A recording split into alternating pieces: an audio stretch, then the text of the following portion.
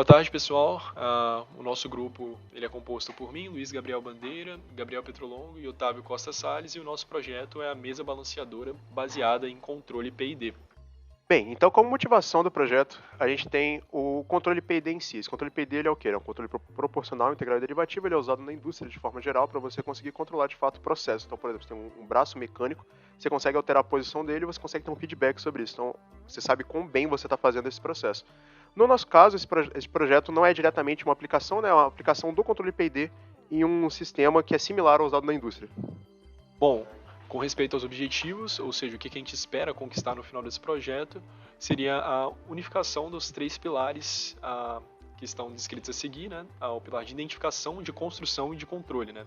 A identificação consiste em identificar, né, em tempo real, pequenos objetos, também conhecidos como blobs, a partir da imagem de uma câmera, né? Já a construção consiste em toda a parte de estrutura do projeto, tanto a estrutura que segura a câmera, quanto a mesa e outras partes que seriam impressas em 3D ou com cortes de uma CNC. E finalmente a parte de controle, né? A partir dos dados obtidos pela câmera, nós faríamos o controle dos motores, né? Tendo em vista a posição desse corpo, desse pequeno objeto que nós estamos identificando. Bem, então aqui no esquemático do projeto a gente tem uma visão simplificada geral de como que está estruturado, né? Então a gente tem, por exemplo, a câmera ela captura uma imagem, evidentemente, ela envia isso via transmissão wireless, a gente vai usar só a transmissão wireless nesse trabalho, para o laptop que vai fazer essa parte de identificação da imagem. Então a câmera só vai, de fato, capturar e o laptop vai usar a biblioteca OpenCV para interpretar essa imagem. Com isso a gente consegue ter as posições de interesse do nosso projeto. Então a gente consegue saber, por exemplo, a posição da bolinha ou a posição do nosso quadrado de controle ali. Essa posição ela vai então direto para a ESP32, que vai ser quem vai implementar de fato o sistema de controle.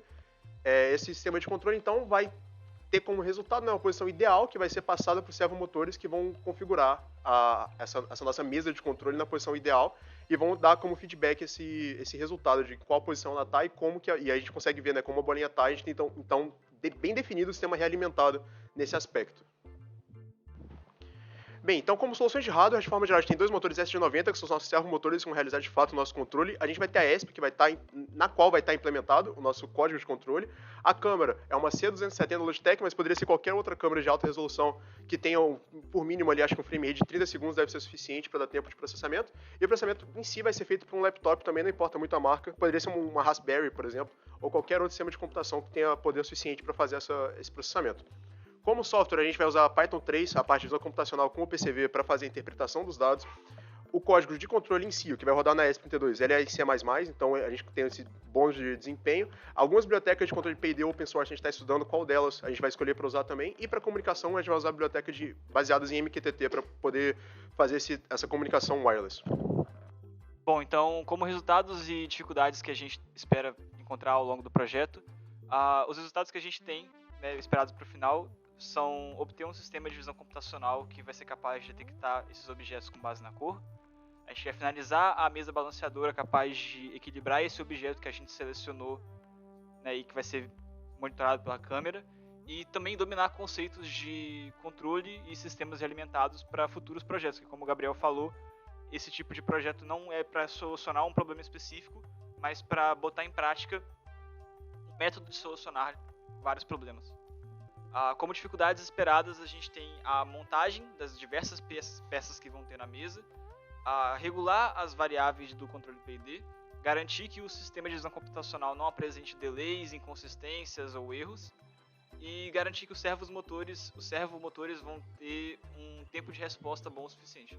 Bom, e como estimativa de custo, a gente calculou um valor final de 5.917,20. Desse valor, existe a parte de hardware, existe a parte de custo de estrutura e a mão de obra. Sendo que a mão de obra é o que mais encarece esse produto, porque a gente gasta um bom tempo para desenvolver o software que vai fazer o nosso projeto. A partir do momento que a gente já tenha o software pronto e a gente só precise recomprar as peças para montar outras, a gente deve gastar algo em torno de R$750. E claro, esse valor de mão de obra foi calculado com base numa média de um salário de um programador júnior utilizando o Glassdoor.